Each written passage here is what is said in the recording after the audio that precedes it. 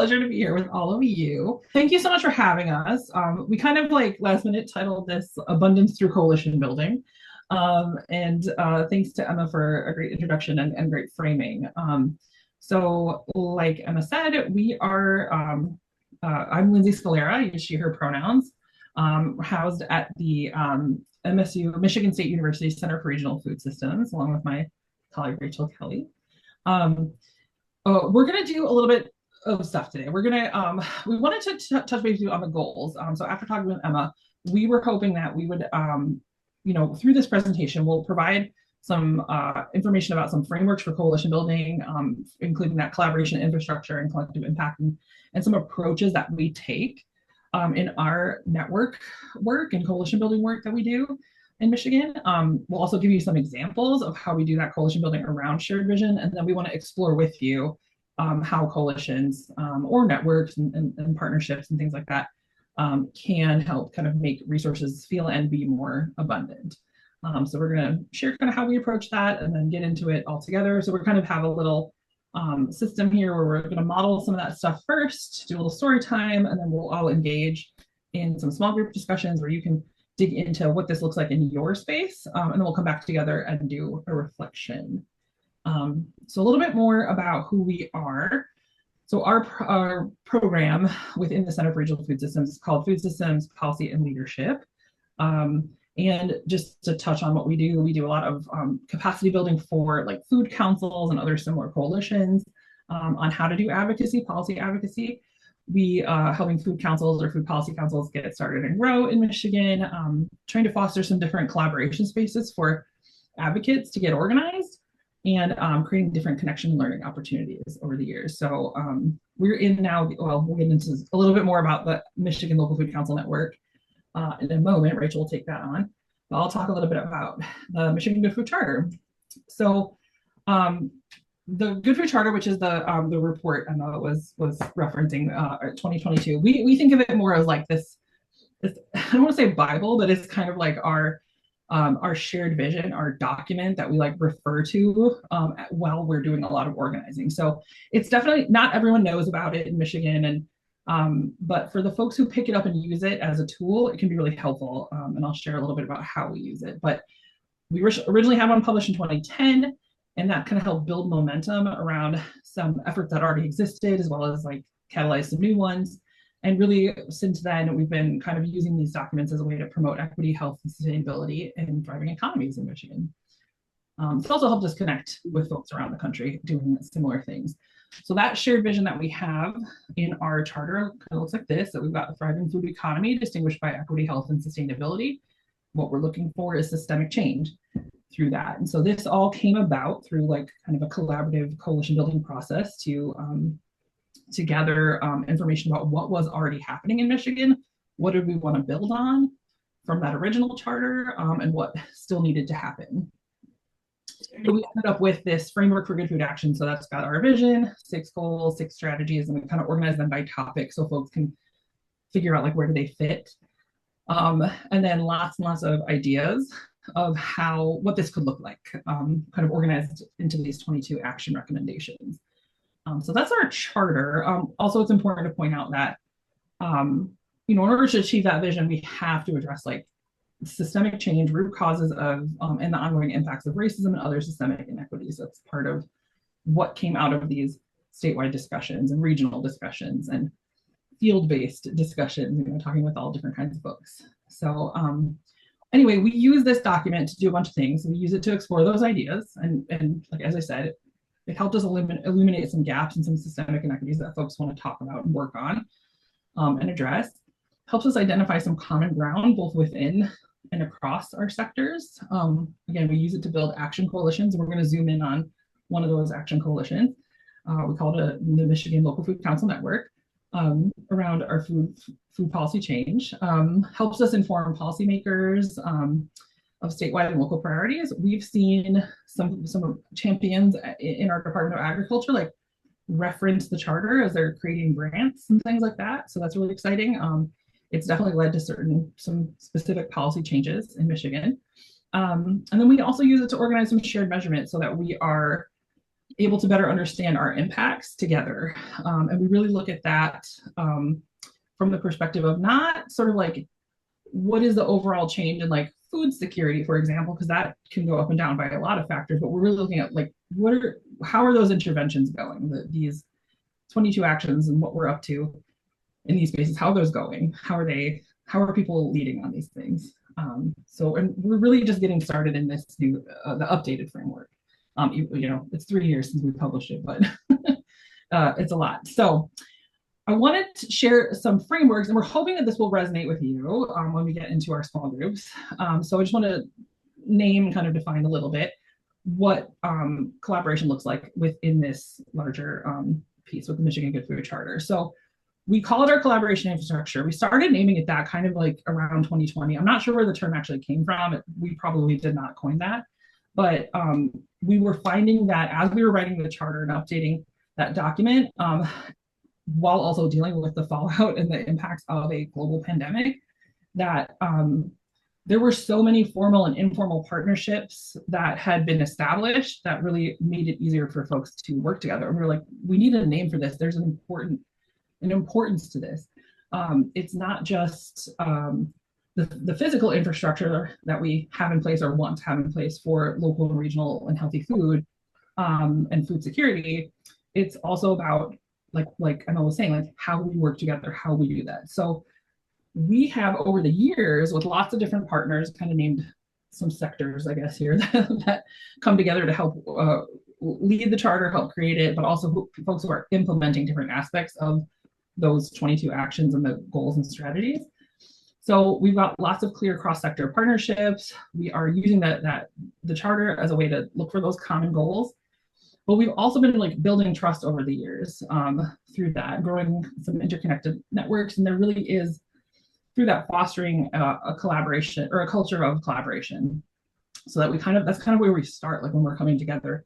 I'm not saying there's not competition, because of course there is, but competing for resources or things like that. But there's at least the way we experience it, there's a culture of collaboration that we've been establishing. So that's kind of what we call our collaboration infrastructure, sort of naming that importance of the relationships around all of this work. So do you want to talk about collaboration versus partnership? This is something that we've learned over the years too. There are different things, and I'm sure there's sort of a spectrum, of collaboration from not cooperating to cooperating to, I think this is published, I can't remember the source, but just kind of pulling up two things here. There is a difference between collaboration and partnership, because we'll often use those terms interchangeably. And, when we talk about this work, I think our work is representative of both of these things. But to have a little further definition and to spark our thinking, collaboration for the intensive purposes here, it's kind of foundational to achieving those bigger shared goals, right? Like we're having intentional cooperation, we need that consistent communication, but it could be something that's kind of a one-off, like we're collaborating on this project and then we say thank you and move along. Maybe we keep collaborating on things, maybe that develops into something more significant long-term, a partnership. So partnership requires collaboration, but the way we're kind of thinking about it is that this is more of a longer-term commitment. We're really taking into account each other's needs, our values, our motivations, and our assets together, and we're trying to build that longer term capacity of all the partners that are engaged in this. We're reuniting our strengths, right? We're looking at our complementary skills, noting that diversity is a strength in this situation, and as well as alignment, and where do we have commonalities. So thinking about partnership, we're going to talk about collective impact, and this is just going to be like a quick taste of this, because we want to keep moving, but there's lots and lots and lots of information on this online, and you'll have these slides afterwards. So I encourage folks to dig into this. So back, let's say around 2012, the director at the time kind of brought in this collective impact model, and it was a way to sort of name what I think we had been intuitively doing. We have this common agenda, which is the Good Food Charter. We have one or more backbone organizations kind of helping coordinate across the state a lot of the work on that common agenda. We had different mechanisms and channels for open and continuous communication. So we've got lots of networks and network meetings. We've got listservs. We've got pretty regular like events and things like that that people engage in to stay. And that culture of collaboration also helps with open and continuous communication. We established a shared measurement piece that has, I could talk about that for days, that we can't even touch on that today, but it's there, it's difficult, it's more difficult than it is than it seems. But there's the intention there. We work together on trying to figure that out. And then there's this piece called mutually reinforcing activities. And so that idea is that kind of back to what I was saying here with collaboration, that there's things that we're doing that may be complementary, where maybe we're doing it in different spaces, or we're kind of aligning our goals. So everything that we're doing is like reinforcing together that the actions around that common agenda. So hopefully that kind of makes sense. Now, this has come under some criticism, and I think it's healthy criticism. So we have over the years started, and when we zoom in on our local food council network, you'll see some of where this shift might come into play. So one thing that's great about collective impact model is it really does help you manage a lot of people, in my opinion. So you've got that common agenda, shared measurement, you have all these pieces in place. And as long as you have that backbone, that institutional knowledge, and someone hold the files and someone help call the meetings, like it can really help you advance some things. But it really is, this is where the criticism comes in, it's kind of a management paradigm. It's not necessarily, at least in our case, looking at sort of bigger systemic changes, it's not necessarily helping foster that. So there is this article that we're referencing here, Collective Impact 3.0, points out that you could also look at this from a movement paradigm, a movement building paradigm. So what would that look like? That common agenda becomes more community driven aspiration. And hopefully this is also resonating with you. Shared measurement is still important, but there can be, as part of that, like identifying intentional strategic learning. So using that shared measurement to identify where there's some gaps that we need to like figure out, or there's some commonalities that folks, that was an opportunity for resource sharing. Thinking about those mutually reinforcing activities that we're doing as more kind of prioritizing what's the high leverage and that systems level focus for the change that we're trying to see. Authentic community engagement, we could have like a whole other webinar, I think, on that, but really coming at it from an equity standpoint and ensuring that, like, as we're doing these practices of communicating that, and this is much easier said than done, of course, that we have that authenticity there. Yeah, why not? Yeah, why not? That this is community driven. And then thinking more about the whole thing as a container for community change. So that's like the movement idea. So we're kind of either way sharing our values, sharing resources, sharing the risk, and taking these things on, sharing responsibilities and the rewards of all of it, and needing to center equity as we go. So that was a lot. I'm gonna move on. Whoops. So those are just a few frameworks that we use as we're organizing around our networks that we have in Michigan that we have in place. And as I mentioned, those kind of most of them arose from the Michigan Good Food Charter, the original one, and have continued into this next one. So now I'm going to turn it over to Rachel to do a little zoom in on our Michigan Local Food Council network.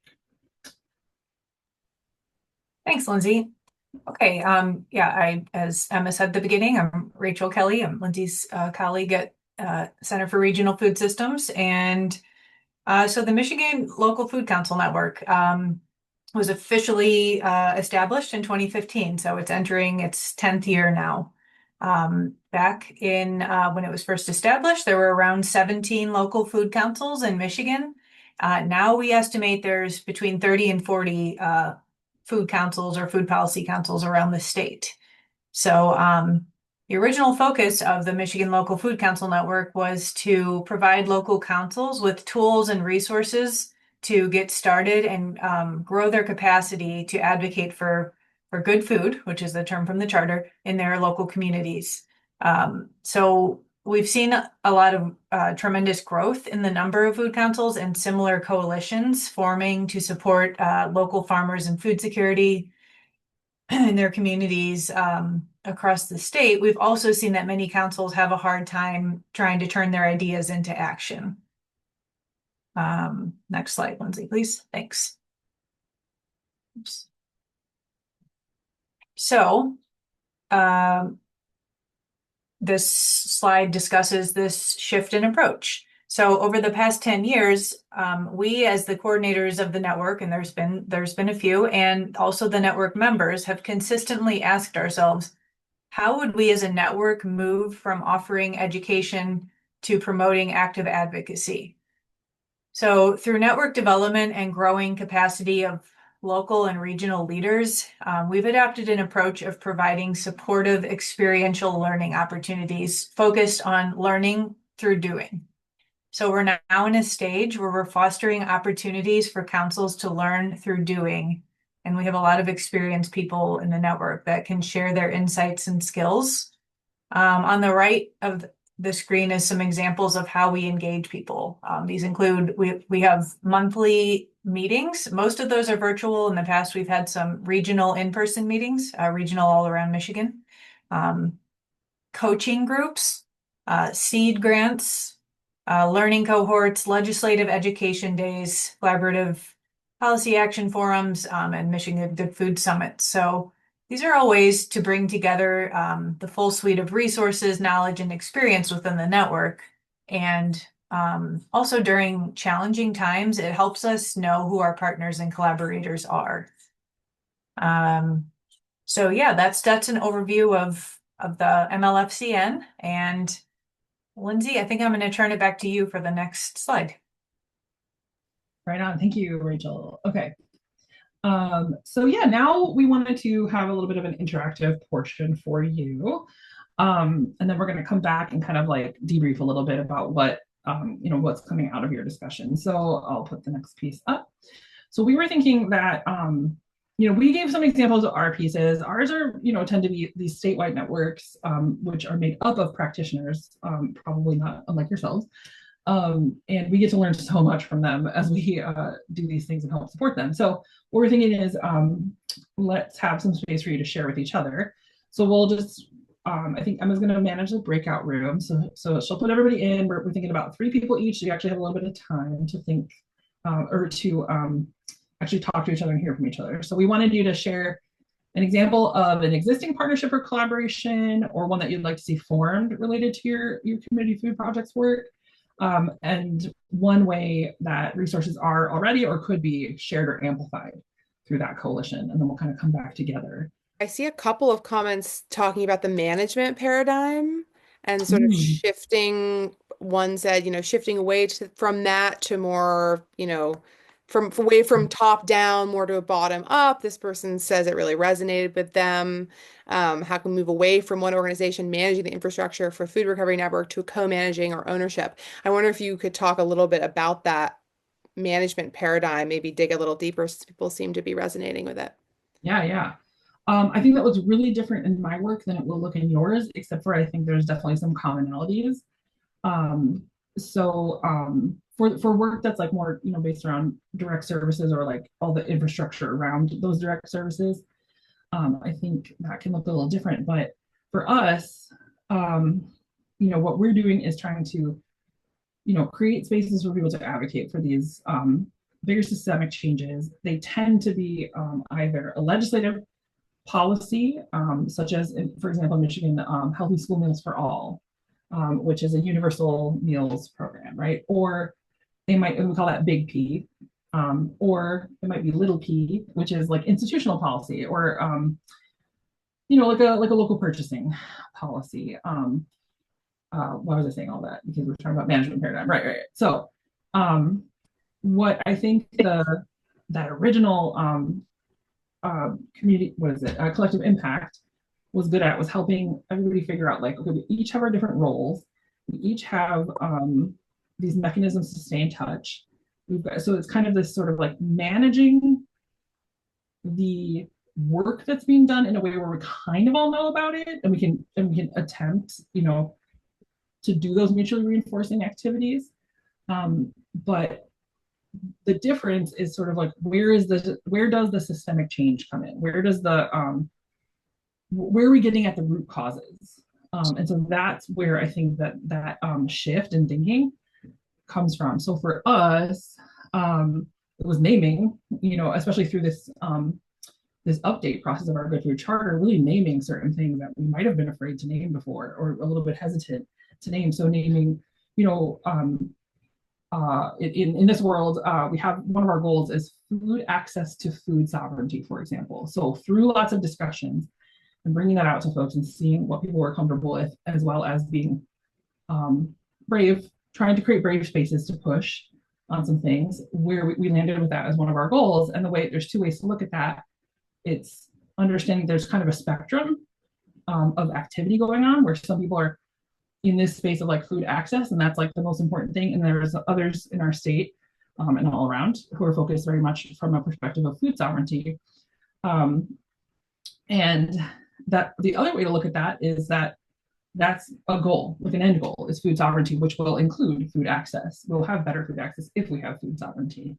And what that looks like is constantly being discussed in different spaces. So that approach, being willing to sort of like look at those systemic changes that we're trying to get to and understanding that it's a process is kind of how we've tried to lean in more into the movement building space. It is a challenge though. And I think they can actually like cooperate depending on what you're doing. That you might need to have the management paradigm because you might be having a lot of partners around you that you have to like have a good infrastructure for that collaboration. But then also the call in 3.0 is to not forget those systemic changes, addressing underlying root causes. I'm going to shout out another resource in the chat here, food policy networks. And then if you're looking for, there's a database. Let me pull that up. Here it is. They have a resources database here that might be helpful. If you're looking for a policy to support some of your work, you can kind of like filter in, like for example, policies and things. So yeah, I'm thinking about for community food projects, like if you need zoning, examples of zoning policies that would let you get like a food truck or refrigerated truck or meal delivery or things like that. There might be some examples there. And there's a bunch of other things in there. Or if you're trying to organize, people to work on food policy stuff, there's some resources there. Finding your common ground, folks you can connect with, and none of us would, well, I didn't know any of you. Now I know you a little bit better. And putting the call out for help. And so that's where, I find a lot of hope and energy in this work. So these are just a little summary of some takeaways from our sort of our charter work and the managing these networks. So obviously, like real partnership, authentic partnership, collaboration,